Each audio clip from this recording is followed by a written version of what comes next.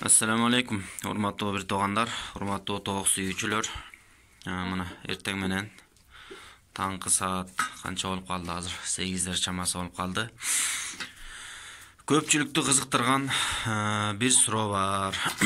Тоокторго кандай жем бериш керек? Кандай жем жесе тууганы көбөйөт? Кээ бирлердики туубай жаткандар, туурса дагы аз тууп жаткандар дегендей маселе.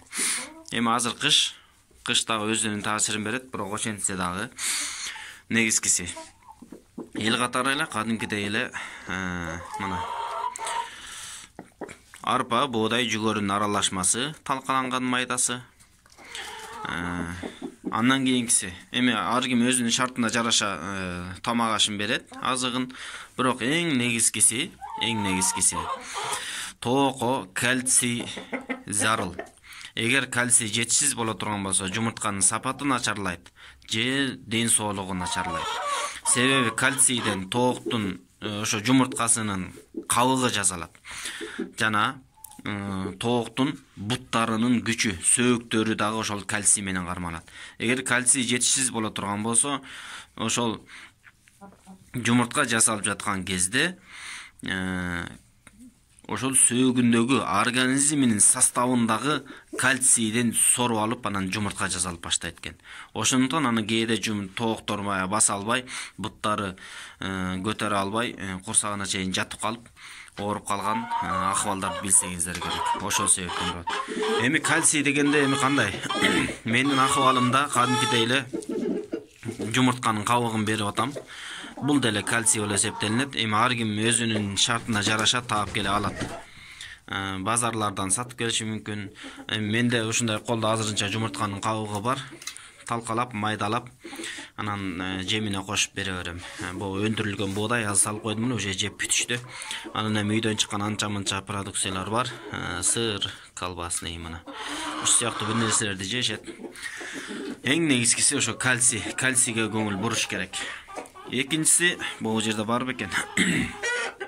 Мына бул окшогон мына кесек буудай, анан жүгөрүлөр жүрөт. Буларды тоок жакшы көрүп жейт. Бирок жегенден кийин муну тоок сиңире ала тургандай акыбалда болуш керек. Эгер тоок сиңире албай турган болсо, өзү жеген акыбалга чейин барат.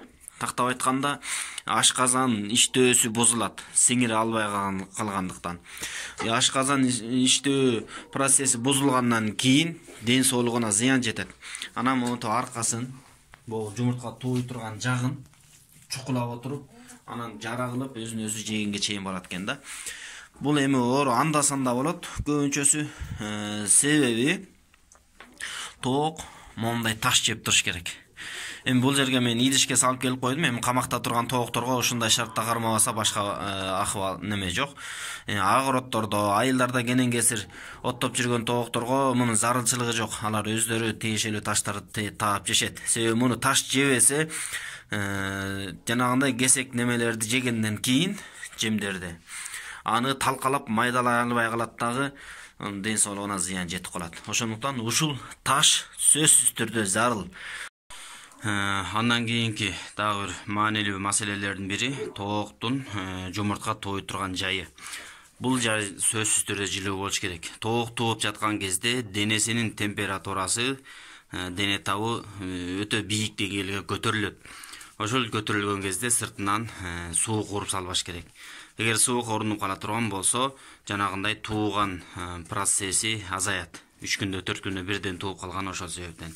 Ошондуктан сөзсүз түрдө тууп жаткан кезде ага комфорт түзүп бере турган, жылуулукту камсыздап бере турган уя болуш керек. Сөзсүз түрдө тоокунун ичи жылуу болуш керек.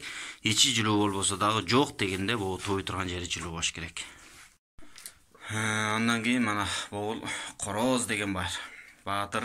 Бул баатырдын ролу кандай? Бул тооктор үчүн жумуртка тууганга бул короздун эч кандай тиешеси деле жок. Корозсуз деле туй берет. Бирок корозу жок тууган жумурткаларды бастыра турган болсоң, жумурткасынан жүжө чыгат, бирок чыкса дагы өздөрүндөй таза кандуу болбостон, кандайдыр бир деңгээлде аралашма же болбосо слабый же кичирээк, кыскасы каны бузулат. Ошондуктан короз бул ушулардын өздөрүнүн таза канын сактап бергенге короздун ролу өтө чоң десек болот, урматтуу бир туугандар. Ошол. Эми биз билген маалыматтар менен бир аз бөлүшкөнгө аракет кылдык. Көп сүйлөп узартып жиберген болсок, албетте сиздерден кечирим сурайбыз.